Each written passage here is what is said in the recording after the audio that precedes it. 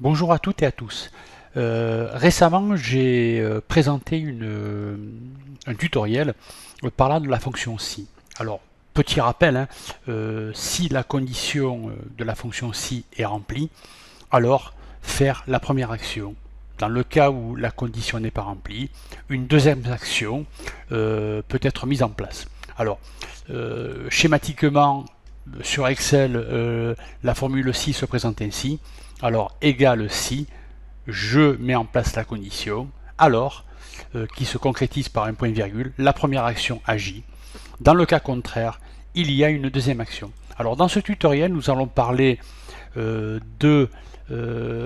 comment dirais-je, dans le cas où il n'y a qu'une condition, hein, c'est la plus répandue et la plus connue par les utilisateurs.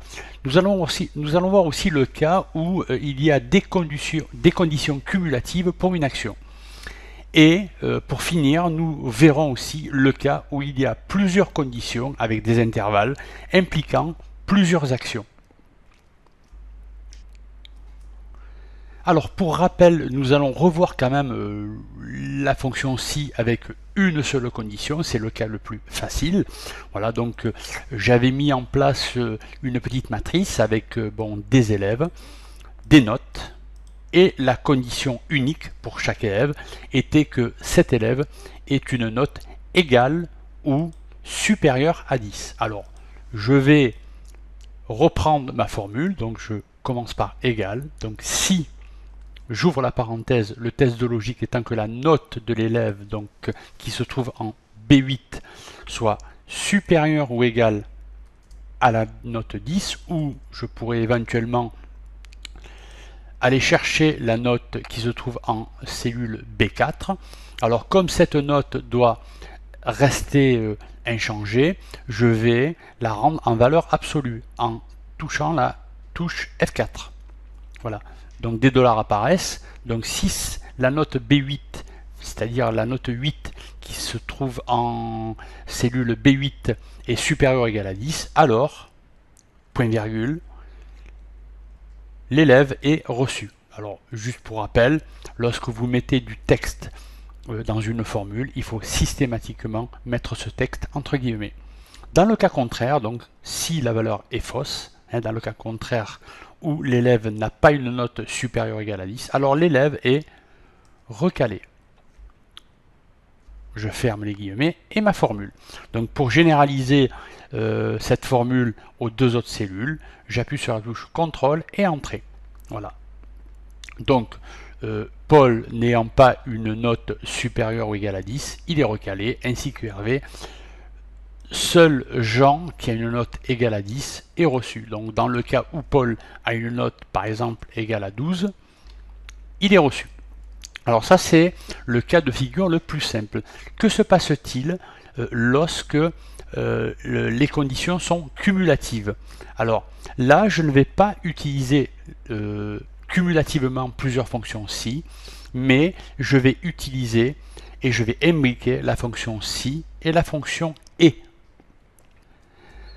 Alors je vais prendre l'exemple suivant. Donc là j'ai trois objets, un est sphérique et rouge, l'autre est rond et rouge, et un autre est carré et vert. Alors dans mes conditions, je le lis, si l'objet est rouge et sphérique, alors l'objet est adapté. Sinon, l'objet n'est pas adapté.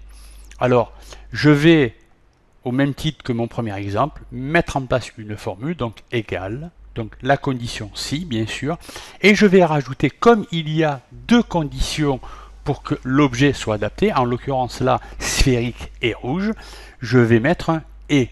J'aurais pu utiliser plusieurs si, mais dans ce cas de figure, j'en ai pas besoin. Donc je vais utiliser la fonction et. Alors la fonction et peut répondre dans la mesure où j'ai plusieurs conditions cumulatives. Alors et, donc là, valeur logique 1, donc c'est ici, autant pour moi. Voilà, valeur logique, je vais un petit peu le déplacer. Je vais y arriver, voilà, je vais y arriver. Voilà, ici, je le mets ici. Alors, si comment dirais-je, le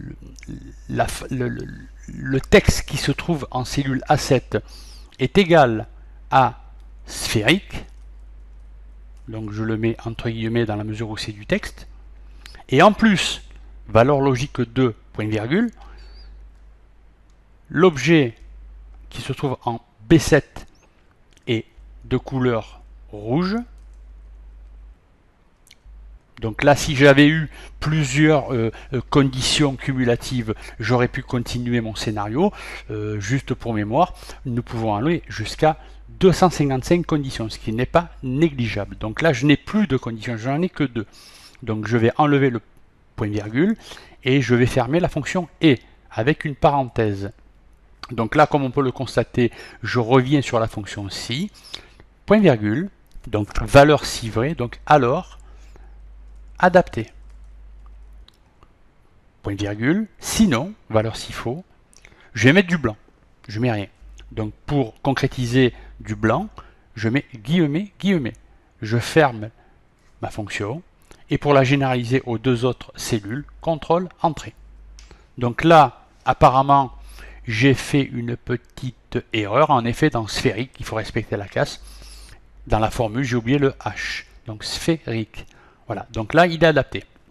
Alors, si j'avais mis, par exemple, sphérique et vert, il n'est pas adapté. Donc, il y a du blanc. Donc là, je remets rouge. Il est adapté. Alors, vous l'aurez compris, dans ce cas de figure, c'est lorsqu'il y a des conditions cumulatives répondant à une action. Alors, que se passe-t-il lorsqu'il y a plusieurs conditions avec des intervalles impliquant plusieurs actions? Nous allons donc voir le troisième exemple, qui est ici. Alors, je retrace un petit peu le contexte afin de mieux comprendre cet exemple. Donc voilà, je l'ai mis ici. Alors, si la moyenne de l'élève est inférieure à 10, alors l'élève est éliminé. Si par contre la note est comprise entre 10 et 12 inclus, alors la mention sera passable. Si par contre la note est comprise entre 13 et 16, la mention sera assez bien. Tout le reste, c'est-à-dire que si la note est supérieure à 16, l'élève aura une mention bien. Alors avant de commencer la fonction si imbriquée, je vais calculer la moyenne. Donc la moyenne, il y a une fonction qui existe. Donc je vais sélectionner toutes les cellules, égale, moyenne, j'ouvre la parenthèse, la moyenne de ces trois notes, matière 1, matière 2 et matière 3. Je ferme ma formule. Pour généraliser ma formule, alors là j'ai oublié un E, ça ne va pas marcher. Voilà. Donc pour généraliser ma formule, je vais cliquer sur CTRL Entrée simultanément. Voilà. Donc là, je vais tout de même mettre que 2 chiffres après la virgule. Voilà. Donc j'ai mes moyennes par élève. Alors ici, maintenant, je vais commencer à élaborer ma fonction. Là, dans la mesure où il y a des conditions avec des intervalles, hein, comme je l'ai signalé ici, les fonctions si et imbriquées ne fonctionneront pas. Donc je vais devoir, dans ce cas de figure, me servir de plusieurs si. Alors attention, nous pouvons aller jusqu'à 6 conditions. Donc je vais commencer ma formule. Donc comme d'habitude, je vais sélectionner toutes ces cellules et je vais commencer. Donc égale si, j'ouvre la parenthèse, la moyenne de Luc est inférieure à 10. Alors l'élève est éliminé. Donc du texte entre guillemets. Deuxième condition, point virgule, et là j'attaque un deuxième si. Donc si, j'ouvre la parenthèse, toujours la moyenne est inférieure ou égale à 12, alors la mention sera passable. Troisième condition, point virgule, si, j'ouvre la parenthèse, la moyenne de Luc est inférieure ou égale à 16, alors la mention sera assez bien. Et dernière condition, donc là c'est dans toutes les autres conditions, donc ça ne peut être qu'implicitement supérieur à 16, donc là dans ce cas de figure, la mention sera bien. Je ferme 3 fois ma formule, dans la mesure où j'ai 1, 2, 3 si. Pour généraliser ma formule, je vais aux autres cellules, je vais cliquer sur CTRL Entrée en même temps. Et voilà. Donc je vais quand même vérifier que ma formule a parfaitement fonctionné. Donc Luc a une moyenne de 17, donc supérieur à 16, donc il a une mention bien. Alors je vais prendre un autre, voilà, lui par exemple, Léo, il a une note inférieure à 10, donc il est éliminé. Voilà, donc j'espère que ce petit tutoriel vous aura plu. Quant à moi, je vous donne rendez-vous à un prochain tutoriel. Merci et au revoir.